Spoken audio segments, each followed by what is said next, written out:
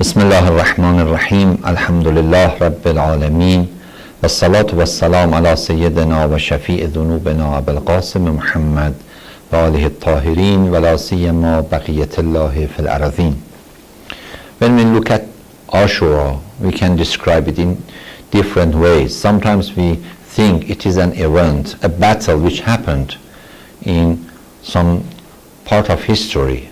14th century ago, there was a group. It can be described in this way, that there was a rebelling group against a ruling system, an Islamic ruling system. They tried to get the control. They tried to find the power. And unfortunately, in this battle, there were some part losing and the other part was the winner. So it happened and some people died in this battle. It is a description, and nowadays, even nowadays, we can hear it from some specific people. But when we look at and trace it during the time, we will find that the major source for this was the explanation and description which is made by Bani Umayyah and the people who follow their footsteps. And in the other words, in another looking at this event, we can find another example. This example said that there was some problem.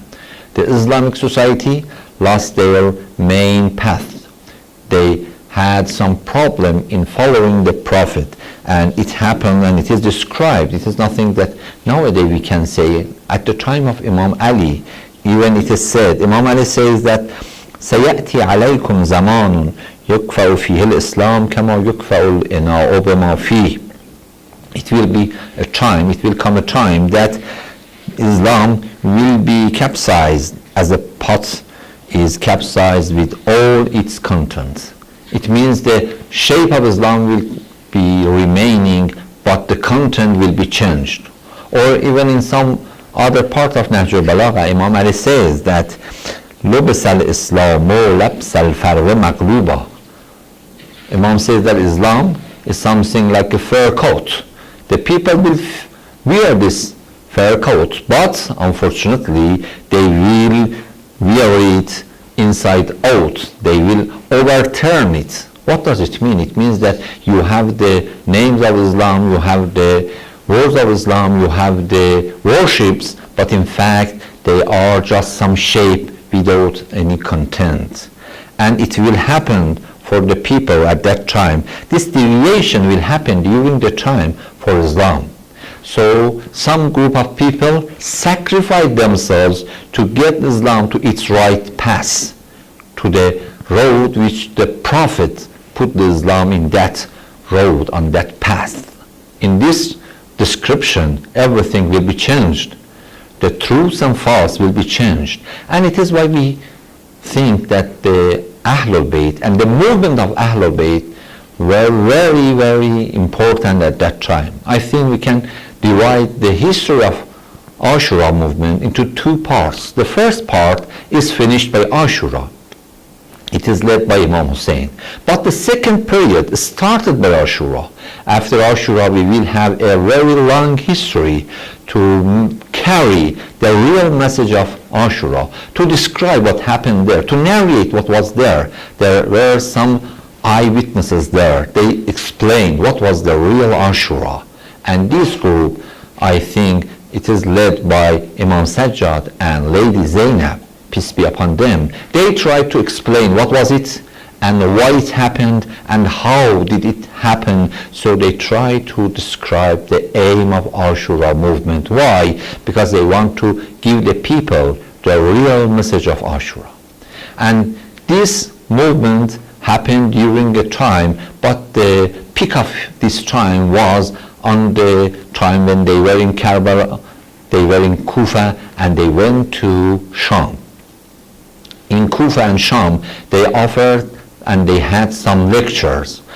Lady Zainab, Lady Fatima bint al-Hussein, Lady Kulthum, Imam Sajjad, they offered their lectures in Kufa and in Sham as well. Imam Sajjad and Lady Zainab, they had their lectures. These lectures were the media to describe to the people what happened there and what was their aim. If you don't believe on this, if you don't get the real message, you will suppose them as some rebelling group. And it was why Bani Umayyah tried to say that they are Khawarij, they are rebelling group, they are against the Islamic ruler.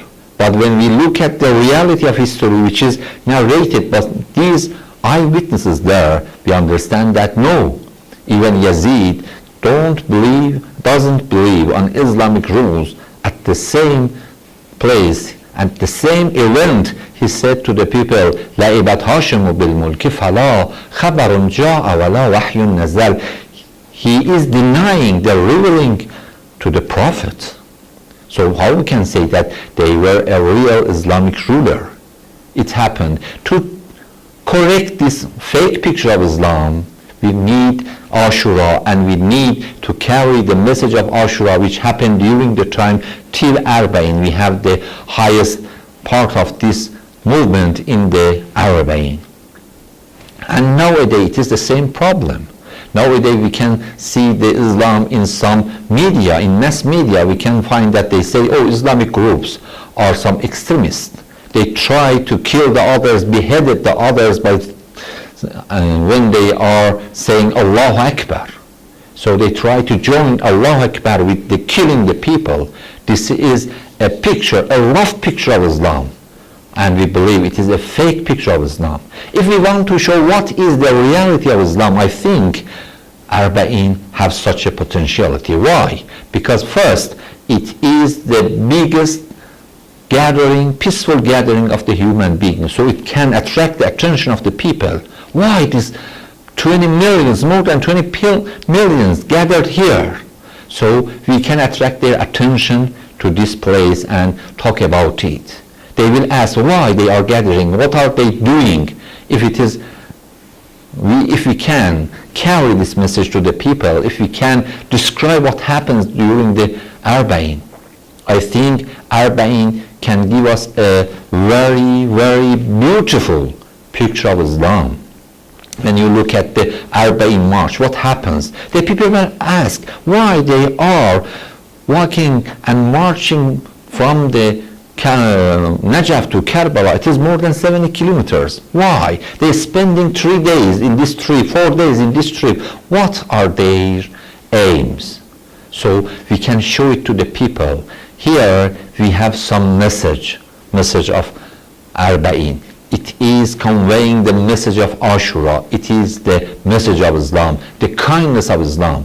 When you look at the اربعین, when you look at this march, you can see that there are some people trying to offer whatever they have, they are trying to offer you.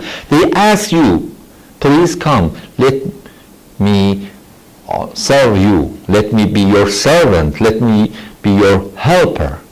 I can say even you see many people who beg to serve you. This is the highest level of kindness.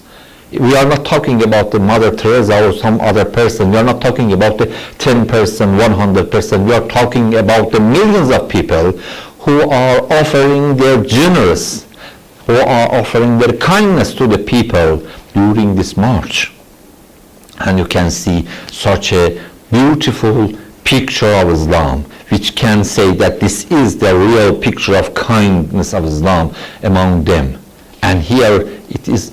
Do you know what happens? I think it happens here. When you are talking about the current of electricity, you know that around any wire we will have some field.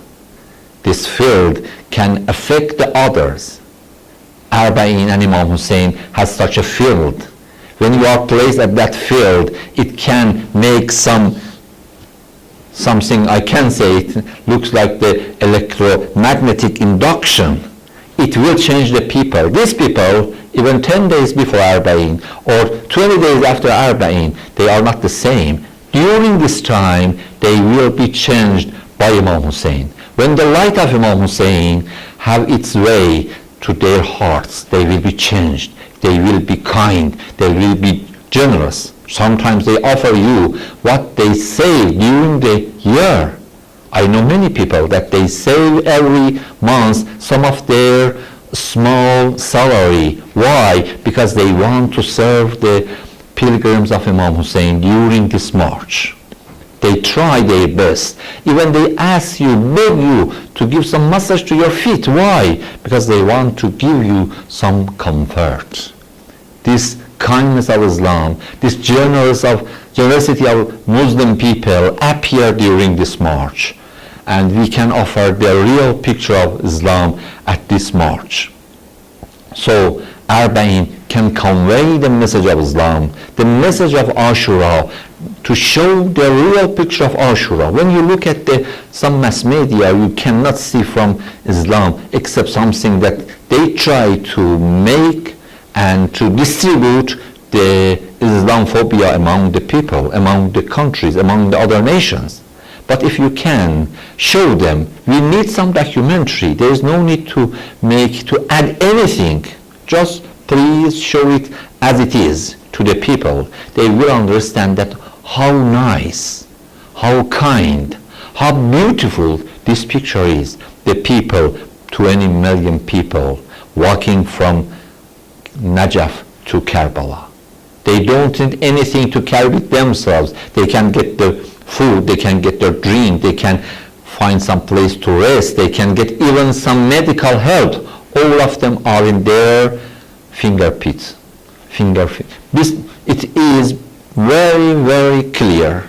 It is enough to see what happens during the اربعین, and after that you can find and judge about the Islam.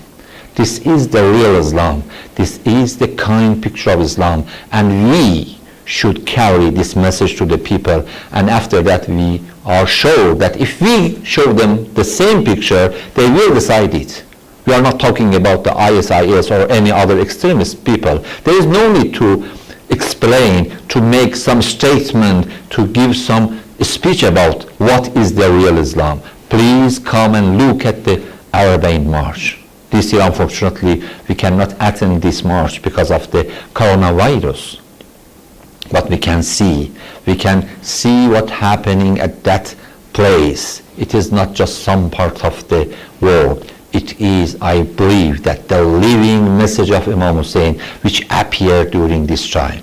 And it is why we will hear, inshallah, at the time of our last Imam, 12th Imam, Imam Mahdi, when he will come to the people, he will say that I am the grandson of Imam Hussein. Although there are, 11 other Imams, and Imam Mahdi can describe himself as a grandson of Imam Ali or Imam Sadiq or Imam Baqir, but he will put some emphasis on Imam Hussein, because the message of Imam Hussein is a living message, will be carried to the people, and inshallah will be distributed all around the world by the march of اربعین. And we hope, inshallah, you and us can be able to attend such a march and see the most generous, most kind picture of Islam, inshallah, among the Muslims. Wassalamu alaikum wa rahmatullahi wa barakatuh.